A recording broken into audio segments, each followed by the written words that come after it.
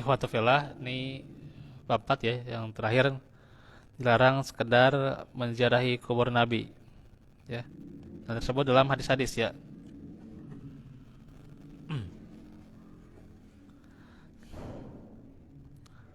Sahih, sunan-sunan dan musnad nih.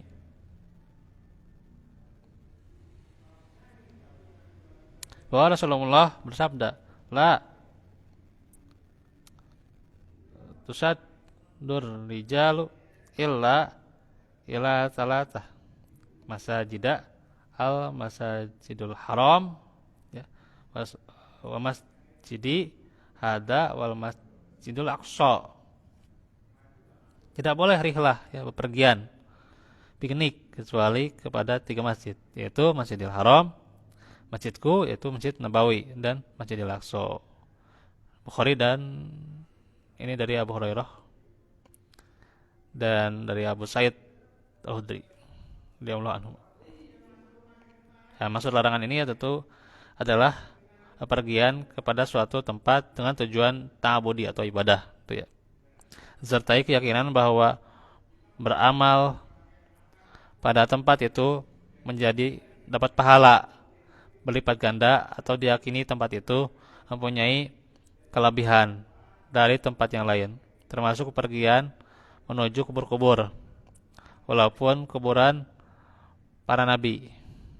Perilaku ini termasuk menjadikan kuburan sebagai id ya, dan berwasilah kepada yang ada dalam kubur, yang merupakan perilaku musyrikin baik sekarang ataupun yang dulu pada zaman Nabi.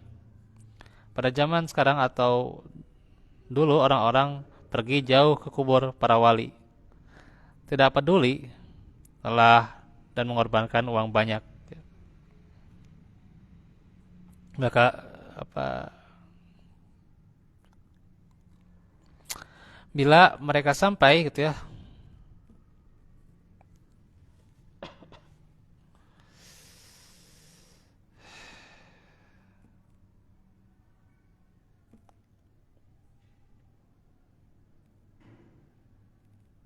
nah di sana gitu ya, mereka memanggil gitu ya, mayit-mayit wali itu ya gitu, berulang-ulang gitu ya.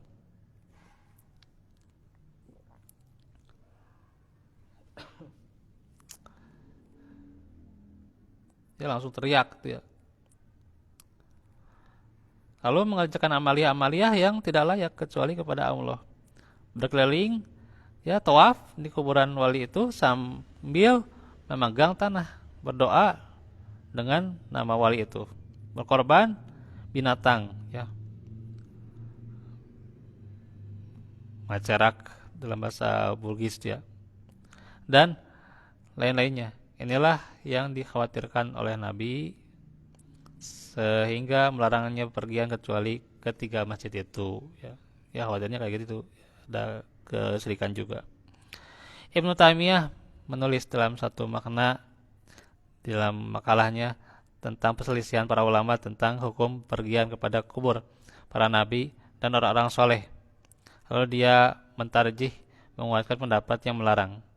Pendapat itu adalah pendapatnya Ibnu Battah, Abu Al-Wafa bin Bakil bin Akil Juwaini, dan seterusnya lah gitu, bisa dibaca ya, yang telah jelas menuliskan pendapatnya tentang masalah ini ya. Dan bisa dikatakan tidak ada salah satu imam yang tidak sependapat dengan pendapat di atas. Tentu larangan ini termasuk melarang yang hanya sekedar ziarah kubur. Karena ziarah kubur kan dibolehkan apa tujuannya? Tazkiratul akhirah, mengingat akhirat ya. Tazkiratul maut ya, mengingat kematian. Dan untuk melakukan hal itu cukup dengan kuburan yang terdekat, dengan sebabnya di daerah yang tidak ada kuburan ya. Kalaupun misalnya di yang terdekat saja kan tidak apa-apa gitu ya, kita berziarah ya untuk tazkiratul akhirah itu ya.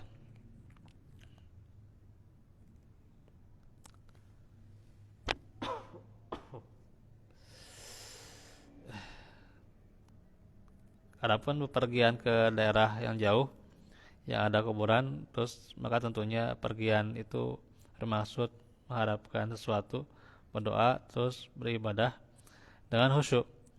Hal yang demikian Nabi melarangnya. Beliau melarang pergian kecuali pada 3 ya yang tadi.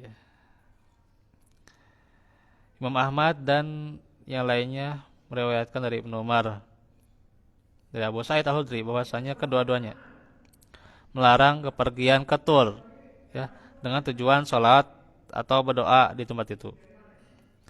Mereka beralasan dengan hadis ya melarang pergian kecuali kepada 3 masjid ya.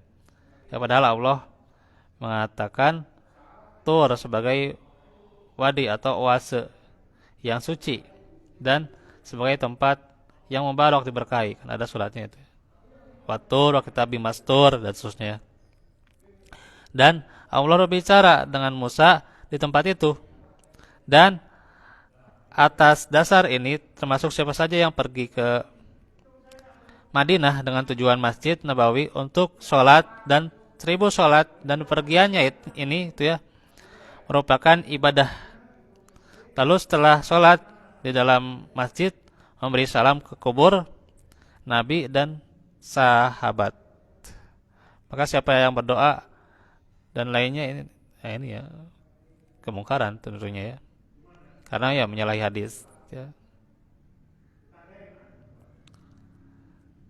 Hadis yang mana? La tatakhidu qabri idan wa sallu alayya fa inna salatakum tuballighuni haitsu kuntum.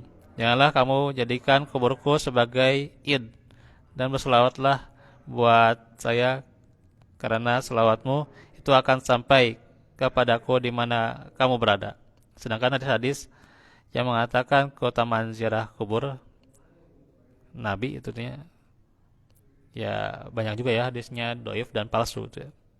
Demikian menurut para ulama hadis ya, itu tentunya harus berhati-hati. Semoga Allah senantiasa memberikan taufik.